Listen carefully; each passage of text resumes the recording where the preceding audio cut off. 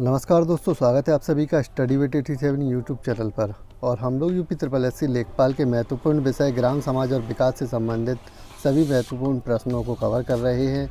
ये सभी प्रश्न वीडियो में विस्तार सहित नए सिलेबस के अनुसार रखे गए हैं।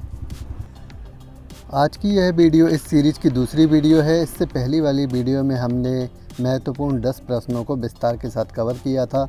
जिन लोगों ने उस वीडियो को नहीं देखा, प्लेलिस्ट में जाकर उस वीडियो को आप चेक कर सकते हैं। और यकीन मानिए, इन प्रश्नों के माध्यम से ही आपकी सारा ग्राम समाज और विकास कवर हो जाएगा लेखपाल एग्ज़ाम के लिए। तो आइए शुरू करते हैं वीडियो को। पहला प्रश्न है, भारत में राष्ट्रीय ग्रामीण आजीविका मिशन का प्रारंभ कहाँ हुआ? तो बहुत ही महत्वपूर्ण प्रश्न है। राष्ट्रीय आजीविका मिशन से कई बार प्रश्न पूछा जाता है। तो भारत में जो राष्ट्रीय ग्रामीण आजीविका मिशन है उसका प्रारंभ राजस्थान से हुआ था। राष्ट्रीय ग्रामीण आजीविका मिशन से कई बार प्रश्न पूछा जाता है, तो इसके विषय में और भी महत्वपूर्ण जो जानकारी है उनको देख लेते हैं। राष्ट्रीय ग्रामीण आजीविका मिशन, जिसे शॉर्ट में NRLM भी कहा जाता है, NRLM के नाम से आपने ज़्यादातर इसके विषय में सुना होगा। तो इस योजना का प्रारंभ वर्ष 2011 में राजस्थान के बांसवाड़ा ज़िले में किया गया। तो यह ज़िला भी पूछा जा सकता है, याद रखिएगा। राजस्थान के बांसवाड़ा ज़िले में इसका प्रारंभ हुआ था इस योजना का, और वर्ष 2011 में। आगे और भी बातें दी गई हैं। इस मिशन के तहत ग्राम स्तर पर स्वयं सहायता समूह को फेडरेशन के रूप में गठित करके उनके माध्यम से स्वरोजगार के अवसर उपलब्ध कराना है। तो क्या महत्वपूर्ण बात रही इस योजना के अंतर्गत, आपको बता दें, ग्राम स्तर पर एक स्वयं सहायता समूह, महिलाओं का एक जो समूह है उसका फेडरेशन के रूप में गठित किया गया। और वैसे तो इस फेडरेशन का जो कार्य था वह आपस में जुड़कर, जो महिलाएं जुड़ी हुई हैं, जो भी उनमें गरीब महिलाएं हैं, वे एक दूसरे की आपस में मदद करती थी, चाहे लेन देन हो या कैसा भी घरेलू कार्य हो। उस सभी में मिलकर आपस में स्वयं सहायता एक समूह बनाया जाता था महिलाओं का।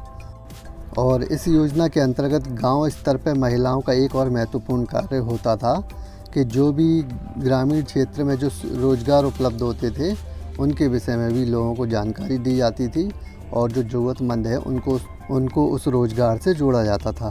तो ये सभी महत्वपूर्ण काम हैं। आज के समय में आपने कई जगह पर सुना होगा कि पत्तियाँ बनाने वाला काम चलता है, कि लोग आपस में कुछ पत्तियाँ बनाते हैं, उन पत्तियों में अपना पैसा जमा करते हैं, और जो ज़रूरतमंद होता है उस पत्ती को उठा लेता है। आपस में मिलजुल कर यह कार्य किया जाता है। उत्तर प्रदेश के क्षेत्रों में ज़्यादातर ऐसा देखा जाता है। और कहीं ना कहीं ये पत्तियों वाला काम जो है ये स्वयं सहायता समूह से प्रेरित है। आप समझ गए होंगे इसके विषय में। चलिए अगला प्रश्न देख लेते हैं। भूमि सुधार के विषय किस सूची के से संबंधित है या किस सूची के अंतर्गत आते हैं? बहुत ही महत्वपूर्ण प्रश्न है, परीक्षा में पहले पूछा भी गया है। और याद रखिएगा, भूमि सुधार के जो विषय हैं वह राज्य सूची के अंतर्गत आते हैं। ऑप्शन में आपको दिया होगा राज्य सूची, केंद्र सूची, समवर्ती सूची, या एक इनमें से कोई नहीं, इस तरीके से ऑप्शन दिए गए होंगे। और याद रखिएगा, इसका सही आंसर है राज्य सूची। भूमि सुधार का यह टॉपिक ग्राम समाज और विकास के सिलेबस में दिया गया है, और जो ऑफिशियल सिलेबस जारी हुआ है तो यहाँ से 2-3 प्रश्न पूछे जाने की प्रबल संभावनाएं हैं। तो भूमि सुधार से संबंधित आपको सभी महत्वपूर्ण पॉइंट इस प्रश्न में और आगे के प्रश्नों में भी हम कवर कर देंगे। चलिए यहाँ देख लेते हैं, इससे संबंधित तो कुछ और महत्वपूर्ण पॉइंट दिए हुए हैं। तो भूमि सुधार का अर्थ है भूमि का सही मालिकाना हक, अर्थात भूमि का न्यायपूर्ण वितरण। तो ये दोनों पॉइंट याद रखिएगा। भूमि सुधार संबंधित कानून बनाने का अधिकार राज्य सरकार को है। प्रश्न किसी भी प्रकार से बने, या तो इसके विषय पूछ लें कि किस सूची के अंतर्गत आता है, या यह भी पूछ सकते हैं कि इस पर कानून बनाने का अधिकार किसे है। तो याद रखिएगा, ये राज्य सरकार को इस पर संबंधित कानून बनाने का अधिकार है, और राज्य सूची के अंतर्गत ही भूमि सुधार आता है। वर्ष 1949 में भूमि सुधार से संबंधित सुझावों के लिए कुमारप्पा समिति का भी गठन किया गया था। तो बहुत ही महत्वपूर्ण समिति है, इसके विषय में याद रखिएगा। यहाँ से प्रश्न पूछा जा सकता है कि भूमि सुधार से संबंधित कौन सी समिति है, या कुमारप्पा समिति किस विषय से संबंधित है। तो ये दोनों बातें याद रखिएगा कि भूमि सुधार से संबंधित जो समिति है वह कुमारप्पा समिति है, और इसका गठन 1949 में हुआ था। कहीं कहीं इंटरनेट पे या कई किताबों में 1942 भी दिया हुआ है, पर हमने काफ़ी सर्वे किया, कई किताबों में इसको देखा, तो इसका सही आंसर हमारे ख्याल से 1949 है। इस समिति का गठन 1949 में हुआ, यह बात याद रखिएगा। कहीं ना कहीं यह बात उन सभी किताबों से सिद्ध होती थी कि इस समिति का गठन स्वतंत्रता पश्चात हुआ है, और उसी के अनुसार कई जगहों पर 1949 जो सन दिया गया है वह बिल्कुल सही प्रतीत होता है। चलिए अगला प्रश्न देख लेते हैं। अगला प्रश्न है, भारत में राष्ट्रीय विकास परिषद की स्थापना कब हुई थी? तो राष्ट्रीय विकास परिषद बहुत ही महत्वपूर्ण टॉपिक है और यहाँ से भी प्रश्न पूछे जाने की प्रबल संभावनाएं हैं, तो याद रखिएगा राष्ट्रीय विकास परिषद की स्थापना 6 अगस्त 1952 में हुई। 1952 सन जरूर याद रखिएगा। इसी समय योजना आयोग, इससे ठीक पहले योजना आयोग का गठन हुआ था, और यह राष्ट्रीय विकास परिषद और योजना आयोग एक समान संस्थाएं हैं, सेम मिलते जुलते इनके कार्य हैं। उनके विषय में भी हम आगे की वीडियो में कवर करते रहेंगे। तो यहाँ राष्ट्रीय विकास परिषद के विषय में देख लेते हैं, कुछ महत्वपूर्ण पॉइंट दिए गए हैं। राष्ट्रीय विकास परिषद एक गैर संवैधानिक निकाय है, यानी संविधान में कहीं इसका वर्णन नहीं है। इस संस्था का अध्यक्ष भारत का प्रधानमंत्री होते हैं, तो जो भी भारत के प्रधानमंत्री होते हैं वही राष्ट्रीय विकास परिषद के अध्यक्ष या प्रमुख होते हैं। सभी राष्ट्रीय योजनाओं के क्रियान्वयन के साधनों का अनुमान लगाना, योजनाओं से संबंधित सुझाव देना, योजनाओं के कार्यों का अवलोकन एवं समीक्षा करना इस संस्था का प्रमुख कार्य है। तो याद रखिएगा राष्ट्रीय विकास परिषद बहुत ही महत्वपूर्ण है। सबसे पहले तो एक गैर संवैधानिक निकाय है, इसके अध्यक्ष या प्रमुख प्रधानमंत्री होते हैं, और योजनाओं को अंतिम रूप देना भी कह सकते हैं आप, इसका अवलोकन करना भी, इसकी समीक्षा भी समय समय पर करना, और योजनाओं से संबंधित अन्य महत्वपूर्ण सुझाव देना, ये सभी कार्य जो हैं राष्ट्रीय विकास परिषद के हैं। देखिए आपको बता दें कि लेखपाल का एग्ज़ाम भी मई जून के अंतर्गत आ सकता है, और ग्राम समाज और विकास इतना महत्वपूर्ण टॉपिक है कि 25% यानी 25 नंबर आपको केवल ग्राम समाज विकास से ही मिल जाएंगे। इसलिए हम ग्राम समाज और विकास पर ज़्यादा जोर दे रहे हैं, क्योंकि ग्राम समाज और विकास ही केवल एक ऐसा विषय है जो लेखपाल या बीडीओ आदि की परीक्षा में ही पूछा जाता है, बाकी और परीक्षाओं में इसका सिलेबस नहीं होता। और ग्राम समाज और विकास और ग्रामीण परिवेश से संबंधित जानकारी सभी लोगों को आसानी से उपलब्ध भी नहीं हो पाती है। इसलिए हमारी इस सीरीज़ में हम ग्राम समाज विकास के जितने भी महत्वपूर्ण टॉपिक हैं सिलेबस के अनुसार, उन सभी पर आधारित प्रश्नों को कवर कर रहे हैं, वह भी विस्तार के साथ, ताकि आपसे कोई भी प्रश्न कहीं से भी पूछ लिया जाए और आप उसका सही उत्तर दे दें। चलिए अगला प्रश्न देखते हैं। भारत में किसान कॉल सेंटर का प्रारंभ कब हुआ? तो किसान कॉल सेंटर, इसके विषय में आपने सुना भी होगा। इसका जो प्रारंभ है जनवरी 2004 में हुआ था। किसान कॉल सेंटर से संबंधित और भी कुछ महत्वपूर्ण पॉइंट हैं, उनको भी देख लेते हैं। किसान कॉल सेंटर का मुख्य उद्देश्य एक टेलीफोन कॉल पर किसानों के कृषि संबंधित सभी प्रश्नों के उत्तर देना है। तो सरकार ने यह व्यवस्था की है कि जो भी किसान हैं वह एक टेलीफोन कॉल के माध्यम से कृषि से संबंधित यानी खेती से संबंधित सभी प्रश्नों के अपने जवाब पा सकते हैं। तो आपको बता दें कि जो भी कृषि या खेती से संबंधित जो भी समस्याएं किसानों को उत्पन्न हो रही हों, तो एक टेलीफोन कॉल के माध्यम से वे सभी समस्याओं को प्रश्नों के माध्यम से जान सकते हैं, यानी उन समस्याओं की जानकारी ले सकते हैं। यह किसान कॉल सेवा टोल फ्री नंबर पर सप्ताह के 7 दिन सुबह 6 बजे से रात 10 बजे तक सभी स्थानीय भाषा में उपलब्ध है। तो किसान कहीं का भी हो, उसे अपनी स्थानीय भाषा में सप्ताह के 7 दिन सुबह 6 बजे से रात के 10 बजे तक टोल फ्री नंबर पे अपनी जानकारी ले सकता है। खेती और किसानी से संबंधित या कृषि से संबंधित जो भी आधुनिक योजनाएं चल रही हैं या जो भी आधुनिक पद्धति है कृषि से संबंधित, उन सभी के विषय में उसको जानकारी इस कॉल सेंटर से मिल जाती है। किसानों से संबंधित जितनी भी महत्वपूर्ण योजनाएं हैं उनसे प्रश्न जरूर परीक्षाओं में पूछे जाएंगे, चाहे वह किसान बही खाता योजना हो या किसान क्रेडिट कार्ड योजना हो, किसान कॉल सेंटर योजना हो या कोई भी कृषि से संबंधित महत्वपूर्ण योजना हो, सबके विषय में आपको याद रखना है। चलिए अगला प्रश्न देख लेते हैं। उत्तर प्रदेश किसान कल्याण मिशन का प्रारंभ कब हुआ? तो यह है जो सिलेबस में राज्य सरकार की योजनाओं से संबंधित टॉपिक दिया गया है, वहीं से प्रश्न लिया गया है। तो याद रखिएगा, उत्तर प्रदेश किसान कल्याण मिशन का जो प्रारंभ है जनवरी 2021 में हुआ। हाल ही में इसका प्रारंभ हुआ था।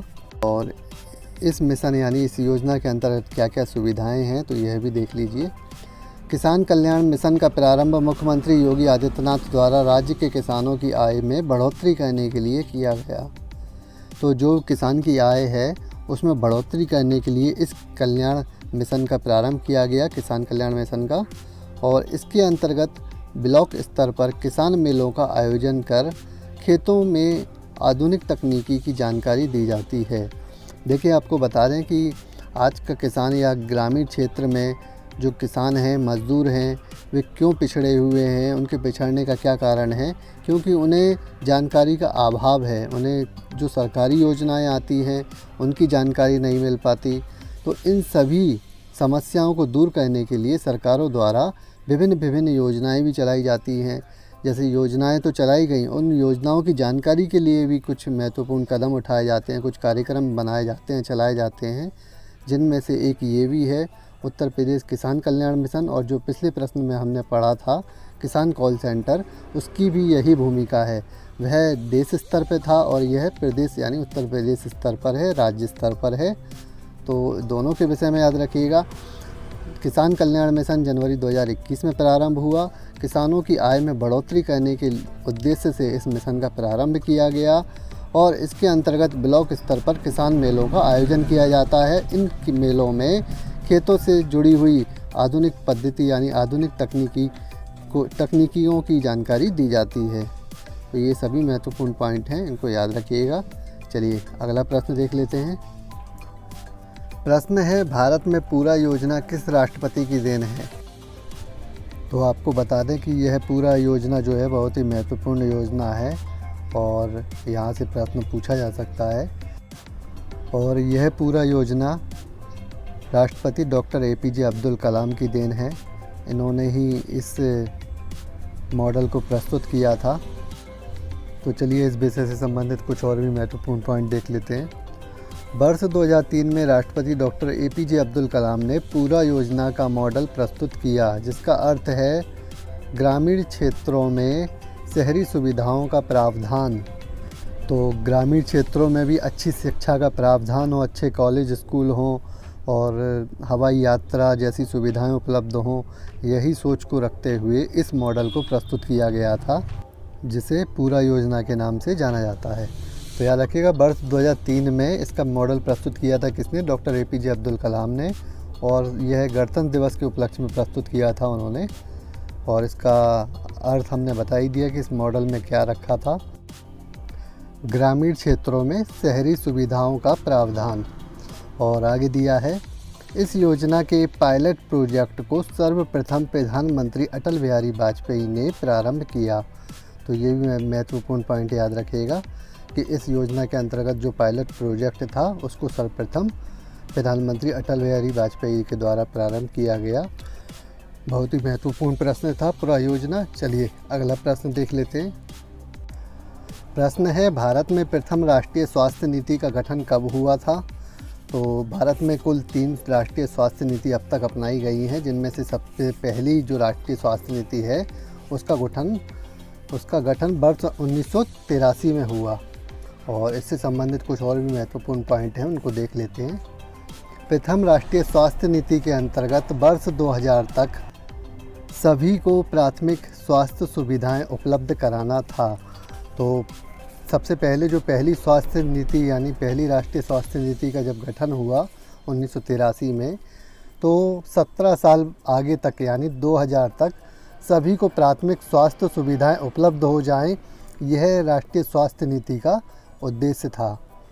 और भारत की दूसरी राष्ट्रीय स्वास्थ्य नीति वर्ष 2002 में एवं तीसरी राष्ट्रीय स्वास्थ्य नीति 2017 में लागू हुई। प्रधानमंत्री नरेंद्र मोदी के द्वारा यह तीसरी राष्ट्रीय स्वास्थ्य नीति वर्ष 2017 में लागू हुई। यहाँ से प्रश्न बन सकता है, तो याद रखिएगा प्रधानमंत्री नरेंद्र मोदी के द्वारा ही वर्ष 2017 में इसे लागू किया गया और ये भारत की तीसरी राष्ट्रीय स्वास्थ्य नीति है जो अभी वर्तमान में चल रही है, जिसके अंतर्गत काफ़ी लक्ष्य भी रखे गए थे। जो कुछ बीमारियां हैं उनको दूर करने के लिए किसी न किसी वर्ष तक का लक्ष्य रखा गया था और आगे के प्रश्नों में हम इनको भी कवर करेंगे। तो चलिए अभी इस प्रश्न के विषय में याद रखिएगा कि प्रथम राष्ट्रीय स्वास्थ्य नीति वर्ष 1983 में, दूसरी राष्ट्रीय स्वास्थ्य नीति वर्ष 2002 में आई और तीसरी राष्ट्रीय स्वास्थ्य नीति 2017 में लागू की गई। तो तीनों राष्ट्रीय स्वास्थ्य नीतियों का वर्ष याद रखिएगा, यहाँ से प्रश्न पूछा जा सकता है।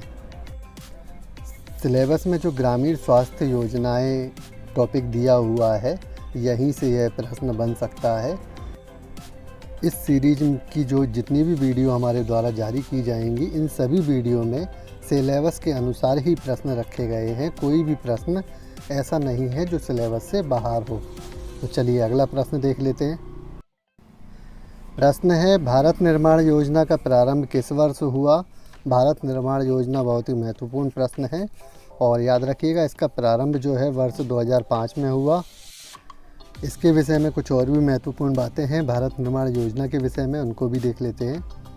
ग्रामीण विकास मंत्रालय द्वारा दिसंबर 2005 में भारत निर्माण योजना का प्रारंभ किया गया। मंत्रालय याद रखिए, ग्रामीण विकास मंत्रालय, जिसके द्वारा दिसंबर 2005 में भारत निर्माण योजना का प्रारंभ किया गया। और आगे दिया है, ग्रामीण बुनियादी ढांचे में शामिल 6 प्रमुख घटक सिंचाई, जलापूर्ति, आवास, सड़क, टेलीफोन और बिजली, इन क्षेत्रों में जोर देना इस योजना का प्रमुख उद्देश्य था। तो भारत निर्माण योजना जब 2005 में लागू हुई तो ये जो बुनियादी ढांचे हैं, ग्रामीण क्षेत्र की जो बुनियादी समस्याएं हैं, जो बुनियादी कार्य क्षेत्र हैं, जिनमें प्रमुख सिंचाई, जलापूर्ति, आवास, सड़क, टेलीफोन और बिजली, इन सभी क्षेत्रों में विकास करना, इन सभी क्षेत्रों में ज़्यादा जोर देना ही इस ग्रामीण योजना का लक्ष्य था। जब हमारी यह प्रश्नों की सीरीज समाप्त हो जाएगी तो उसके बाद हो सकता है हम सभी टॉपिक पर विस्तार पूर्वक एक वीडियो भी कवर करें, यानी कि जो भी महत्वपूर्ण टॉपिक हैं जैसे भारत निर्माण योजना, इससे संबंधित पूरी वीडियो एक आपको जारी करें। इस तरह जितनी भी महत्वपूर्ण योजना है, चाहे सामुदायिक विकास कार्यक्रम हो, चाहे हरित क्रांति हो, चाहे पंचवर्षीय योजनाएं हो, या जो भी महत्वपूर्ण योजनाएं हैं, राष्ट्रीय विकास परिषद, इन सभी से संबंधित वीडियो को भी हम विस्तार पूर्वक कवर करेंगे। एक ही वीडियो पे पूरा टॉपिक आपका क्लियर हो जाएगा। इस तरीके से भी वीडियो जारी करेंगे अगर यह हमारी सीरीज समाप्त हो जाती है तो। वैसे तो आपको बता दें कि अगर केवल यह प्रश्नों की सीरीज ही आप कवर कर लेते हैं तो आपकी ग्रामीण परिवेश यानी ग्राम समाज और विकास की पूरी सिलेबस के अनुसार इतनी जानकारी उपलब्ध हो जाएगी कि आप परीक्षाओं में आराम से सभी प्रश्नों को हल कर लेंगे। चलिए अगला प्रश्न देख लेते हैं। प्रश्न है, उत्तर प्रदेश में क्षेत्र समिति के मुखिया को क्या कहा जाता है? तो त्रिस्तरीय पंचायत प्रणाली से संबंधित महत्वपूर्ण प्रश्न है और क्षेत्र समिति के मुखिया को ब्लॉक प्रमुख के नाम से जाना जाता है, इसको ब्लॉक प्रमुख कहा जाता है। त्रिस्तरीय पंचायत प्रणाली में मध्य स्तर पर क्षेत्र पंचायत समिति शामिल है। क्षेत्र पंचायत समिति के मुखिया को ब्लॉक प्रमुख के रूप में जाना जाता है। तो पिछली वीडियो में भी हमने आपको एक प्रश्न में बताया था कि त्रिस्तरीय पंचायत प्रणाली के अंतर्गत 3 स्तर पर पंचायत हैं, जिसमें जिला स्तर, क्षेत्र स्तर और ग्राम स्तर। ग्राम स्तर सबसे निचला स्तर है, जिला स्तर सबसे ऊपरी स्तर है और मध्य स्तर पर क्षेत्र पंचायत है, जिसकी समिति का जो प्रमुख होता है वह ब्लॉक प्रमुख होता है। ग्राम स्तर पर जो मुखिया होता है उसे ग्राम प्रधान कहा जाता है और जिला स्तर पर जिला पंचायत अध्यक्ष होता है। आगे दिया है, क्षेत्र पंचायत सदस्य का चुनाव प्रत्यक्ष रूप से जबकि ब्लॉक प्रमुख का चुनाव अप्रत्यक्ष रूप से होता है। यानी जो क्षेत्र पंचायत के सदस्य है वे वोटिंग के माध्यम से मतदाता के द्वारा चुनाए जाते हैं और ये सभी सदस्य मिलकर के ब्लॉक प्रमुख का चुनाव करते हैं। चलिए वीडियो का अंतिम प्रश्न देख लेते हैं। नाबार्ड की स्थापना किस समिति की सिफारिश पर हुई थी? तो नाबार्ड बहुत ही महत्वपूर्ण संस्था है और इसकी जो सिफारिश है वह सेवारमन समिति के द्वारा की गई। तो नाबार्ड के संबंध में कुछ और भी महत्वपूर्ण बातें हैं, उनको भी देख लेते हैं। सबसे पहले तो नाबार्ड का आप विस्तार नाम याद रखिएगा, विस्तृत राष्ट्रीय कृषि तथा ग्रामीण विकास बैंक। इसकी स्थापना जुलाई 1982 में छठी पंचवर्षीय योजना के अंतर्गत हुई।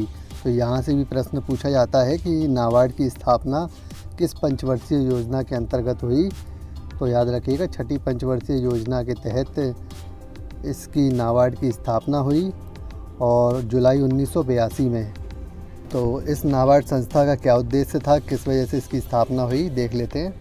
इसका उद्देश्य कृषि ग्रामीण क्षेत्रों के विकास के लिए ऋण उपलब्ध कराना है।